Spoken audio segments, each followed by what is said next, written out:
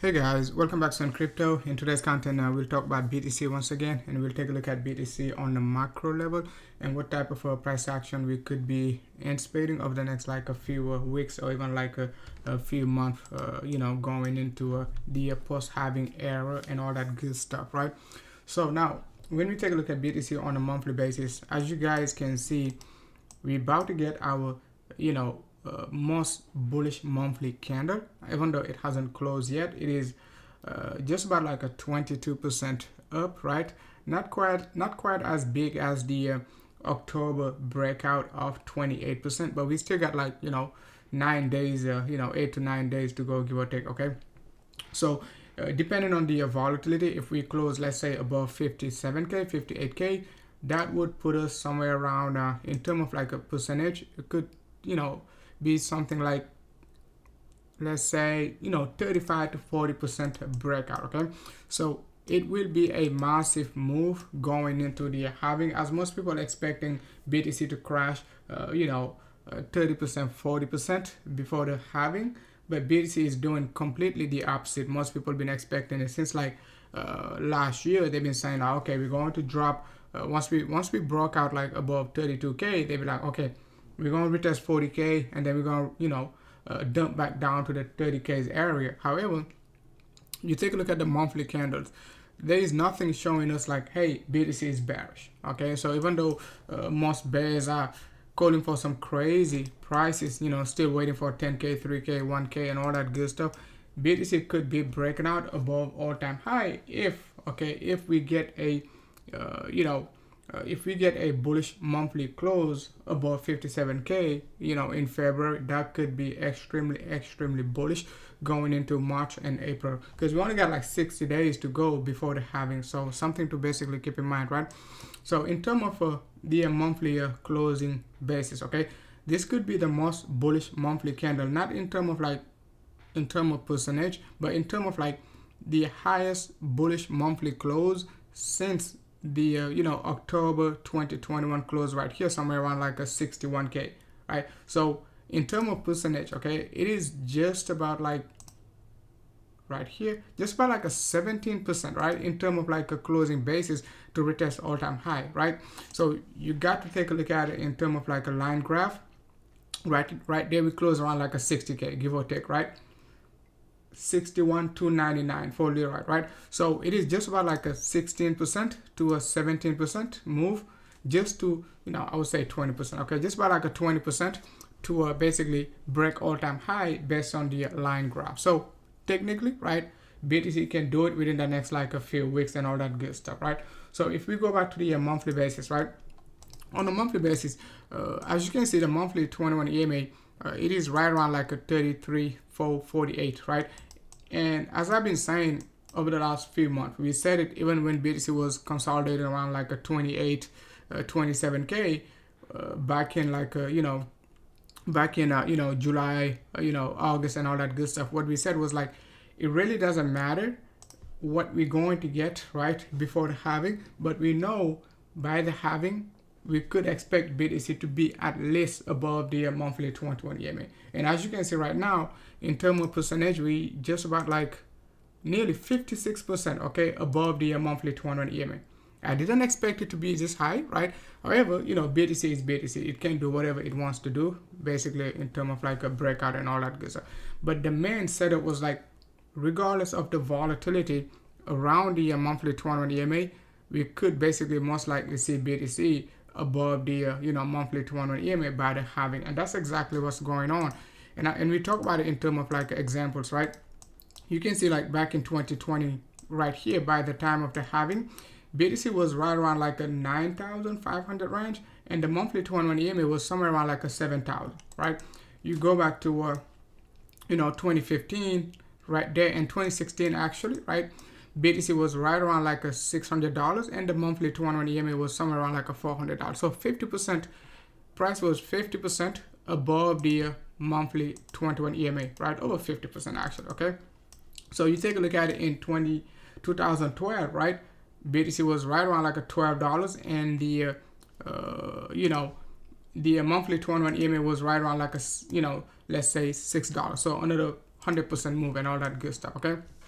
So something to basically keep in mind in terms of like the monthly time frame, it looks super bullish. If we take a look at it on the quarterly basis, you know, we just need to close above 46, 6, right? 46, give or take 46.5 right there, right?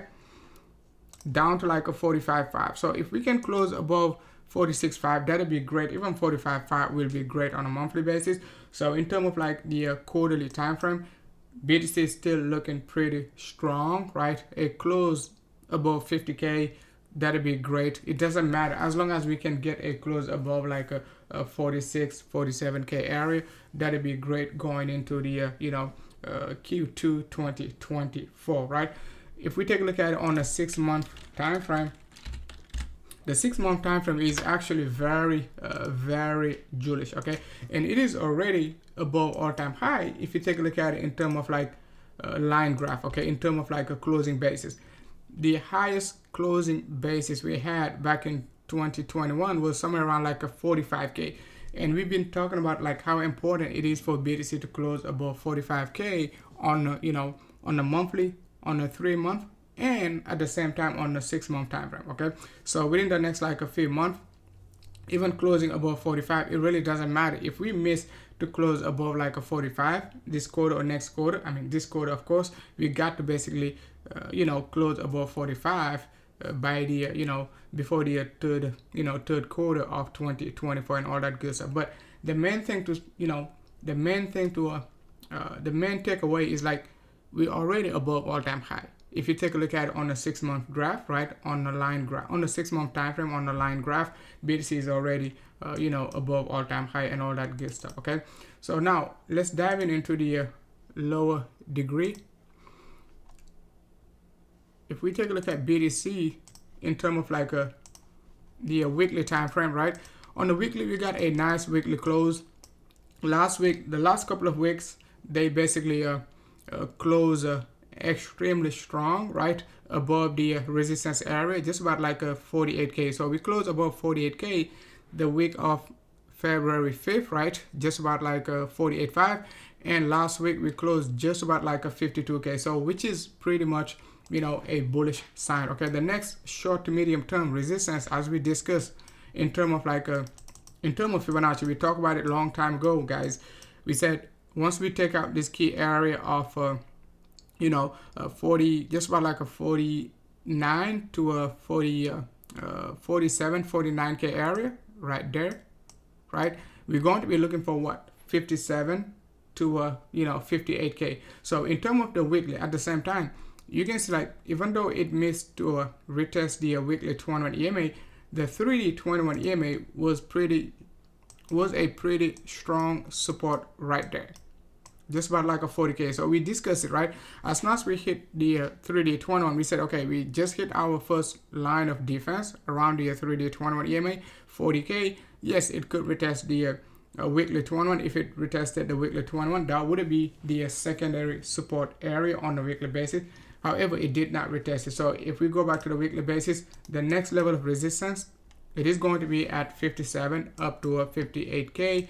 And in terms of Fibonacci, it is going to be the 0.888 Fib right there, okay? And once we take out that 57, 58, could potentially be looking for above like all-time high on the weekly basis, okay? For whatever reason, let's say we get some sort of like a shakeouts. Once again, throughout the 4-year cycle, since like we found the bottom right here, the main, the two main indicators in terms of like a moving averages to keep an eye on going to be the 3D 21 and the weekly 21, because we already discussed the monthly 21. So the probability for BTC to retest its monthly 21 in a bull market, especially during the halving year, is very low. So the two main moving averages to keep an eye on the lower degree, right, it is going to be the weekly 21 and the 3D 21 if we get any sort of like a shakeouts, right? As of now, the 3D 21, it is somewhere around like a 45.5 give or take. But remember, on a monthly basis, bulls, they got to close above 45.5, right, to maintain a solid bullish monthly candle, right? So we got 9 days to go, so it is still possible to close even above 52k depending on volatility. As you can see right here, the last month, right there, that was January, right? The way we closed January was very interesting. As you can see, we dropped all the way down to 40k, but we needed to close above 42. If you guys recall, we talked about it, BTC, right? Bulls, the BTC bulls needed to basically close above 42k to make a strong argument like, hey, we most likely going to be breaking out before the halving and we could be retesting all-time high.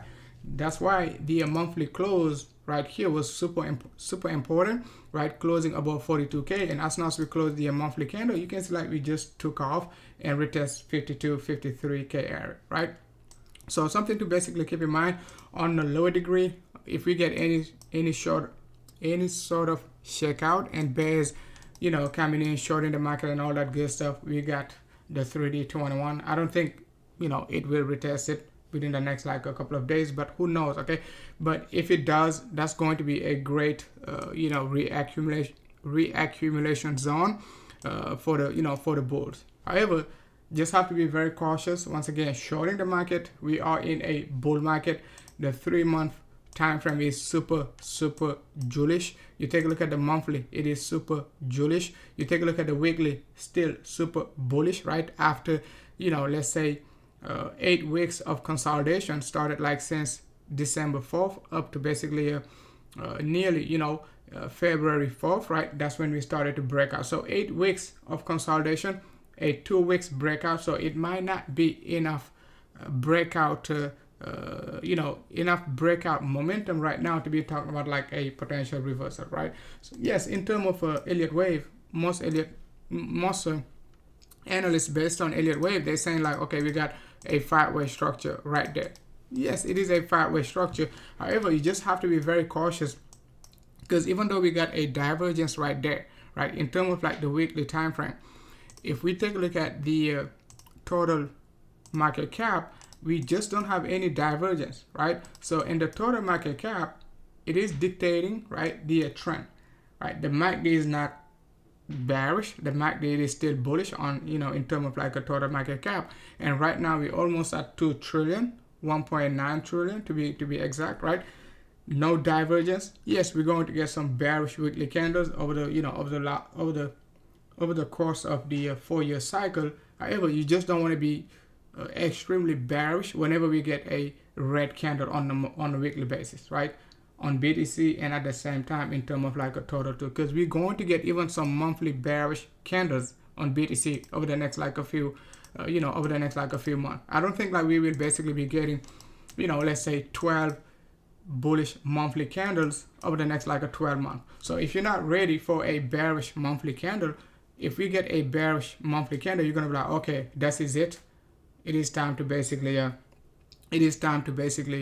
retest like some new lows and all that good stuff, right? So something to keep in mind. We're going to get some basically bearish weekly candles. We're going to get some bearish monthly candles, right? However, we might not get any bearish quarterly cycle until basically the next bear market, right? So you take a look at the quarterly time frame, looking super bullish. It is going to be super hard, right, to basically take out these lows or even retest like these lows, right? So we'll see how it goes over the next like a few weeks, right? So another topic really quickly going to be the USDT dominance. The USDT dominance, we discussed it, right? You know, it is below the monthly 21 EMA, about to retest the support area right there, just about like a 4.8 down to like a 4.5%, okay? A beautiful breakout in terms of like the monthly time frame. In terms of resistance, we already, you know, took out the monthly 21 EMA after a massive divergence on a monthly basis right there, just about like a, you know, 8.9 to a 9.5% resistance. Now we're below the monthly 21 EMA. So monthly 21 EMA. So just to cut it short, in terms of the USDT dominance, the trend, it is still down. So the lower it drops, the higher the market most likely going to be going over the next like a few months, right? And if we take a look at the PAX GBTC, we already discussed it, right? So PAX GBTC looking super bearish after the breakout back in January 2023. nice double, you could call it a double top, right? But you could also call it a divergence on a weekly basis, right? Beautiful divergence right there. You know, top formation, head and shoulder, broke out to the downside. We discussed it last year. Now what we're getting is like a potential continuation to the downside all the way down to like a 0.027, okay, versus gold, right? So if we go back to the monthly time frame, you can see like there is no sign of you know, of bullishness when we take a look at the PAX GBTC. So could potentially over the next like a few months, I'm not talking about like a 2%, 3% you know, breakout on the PAX G, but I'm talking about like the next, you know, let's say 6 to 12 months. Okay, we could see a continuation to the downside all the way down to like a 0.025 and all that good stuff, right? So now let's go ahead and take a look at Ether really quickly. So if we take a look at Ether on a monthly basis, it looks super bullish. Okay, we discussed the 2850 up to a 3150 resistance right here, right? So in terms of basically, you know, in terms of Fibonacci, right? If we just use the linear scale, right? It just broke out above the 2850, which is the 50% pullback. So the next fib level to keep an eye on, right? Even though it is at resistance of, you know, the range of 2850 to 3150, you know, if we get the breakout, the necessary breakout above this key level, the most important key level, okay, to keep an eye on next going to be the 33, right? 33 to a 3400 range, okay, just about like a 0.618 on the linear scale, right? So Ether is looking super bullish also on the quarterly basis. You can see we only had one quarterly breakdown on Ether. That was like the Q2 2022. After that, you know, Ether been putting like some beautiful high lows and, you know, higher highs. So on a quarterly basis, Ether is looking super bullish, okay? You know, on when we take a look at it on a 6-month basis, right, you can see like over the last few cycles, right, Ether been looking pretty bullish, okay? We only had one 6-month bearish candle throughout the bear market, even though we've been moving sideways for the last few months. In terms of the 6-month time frame, right, if you bought Ether anywhere around like a you know, 1100 down to like a 900 range, you're still pretty much over 2x, okay? So something to basically keep in mind, always zoom out, right, and not basically be paying attention to the 15-second charts and all that good stuff, because the 15-second charts, the 4-hour time frame, they're not going to give you these macro breakout. Yes, you can get like a 3% to a 10% move, right, on the 4-hour, but you're not going to basically catch, okay, a 200% move or like a 100% move on the 4-hour time frame. So if you're not paying attention to the monthly time frame, the 3-month time frame, the 6-month time frame, or even the yearly cycle, right? If we take a look at Ether on a 12-month cycle, you can see like the probability of Ether closing above 35, you know, 3600, you know, within the next like a few months is super high, okay? So we definitely could be closing above like a, you know, 3,700 or even up to 4K, 5K area within the next like a few months. So Ether is looking pretty strong, right, in all macro time frame, okay? On a weekly basis, nothing crazy, okay, beside the bullishness right here. Next level of resistance, once again, 3400 range, you know, no sign of divergence in terms of the you know, in terms of the MACD and in terms of RSI. They're all looking super strong, right, and could potentially support the price momentum to the upside over the next like a few weeks or even like a few months going forward, right? In our next video, we'll talk about Ether in terms of like in terms of Elliott wave and all that good stuff, right? So looking pretty strong overall. All right, guys, thanks a lot for watching. So if you enjoyed the content, don't forget to hit the likes. Don't forget to join the public Telegram group, link in the description. You can also join the Discord premium or public group, link in the description and all that good stuff. Thanks a lot for watching.